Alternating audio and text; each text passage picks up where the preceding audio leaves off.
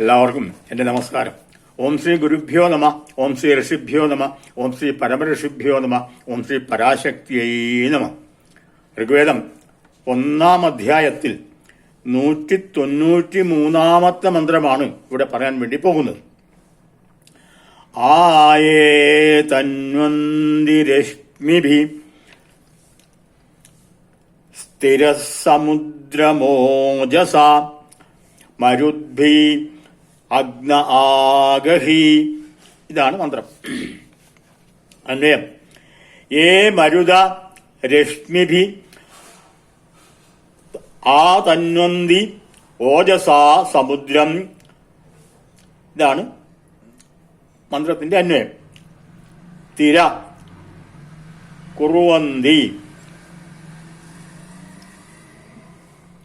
ഹേ അഗ്നേ തൈഹി മരുൽബി സക ആഗഹി.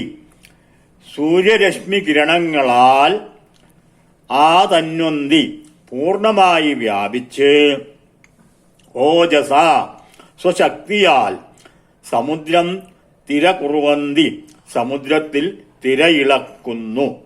ഇതാണ് ഇതിന്റെ പദങ്ങളുടെ അർത്ഥങ്ങൾ.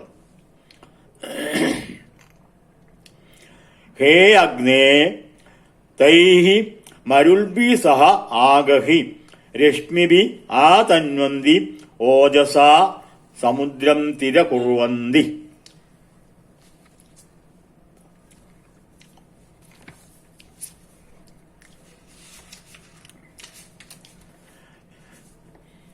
അഗ്നേ മരുൽബി സഹ ആഗഹി. അഗ്നിദേവ മരുത്തുക്കളോടൊപ്പം വന്നാലും.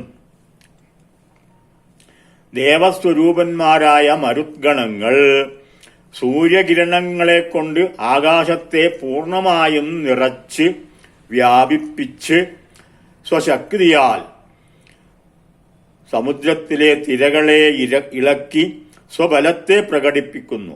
അങ്ങനെയുള്ള മരുദ്ഗണങ്ങളുമായി അല്ലയോ അഗ്നിദേവ അങ്ങ് യാഗവേദിയിലേക്ക് വന്നാലും. അഗ്നിദേവനെ യാഗവേദിയിലേക്ക് സ്വാഗതം ചെയ്യുകയാണ് ചെയ്യുന്നത്. എങ്ങനെയുള്ള അഗ്നിദേവനാണ്? മരുദ്ഗണങ്ങൾ സൂര്യകിരണങ്ങളെ കൊണ്ട് ആകാശത്തെ പൂർണമായും നിറച്ച് വ്യാപിപ്പിച്ച് സ്വശക്തിയാൽ സമുദ്രത്തിലെ തിരകളെ ഇറക്കി സ്വബലത്തെ പ്രകടിപ്പിക്കുന്നു. അങ്ങനെയുള്ള മരുത്തുഗണങ്ങളാണ്. അങ്ങനെയുള്ള മരുത്തുഗണങ്ങളോടുകൂടി, ശക്തമായിട്ടുള്ള മരുത്തുഗണങ്ങളോടുകൂടി അല്ലയോ അഗ്നിദേവ അങ്ങ് യാഗവേദിയിലേക്ക് ആഗതനായാലും. ഇതാണ് മന്ത്രത്തിന്റെ സാരം. ഈ രംഗം എവിടെ അവസാനിക്കുന്നു? വീണ്ടും കാണാം. നമസ്കാരം.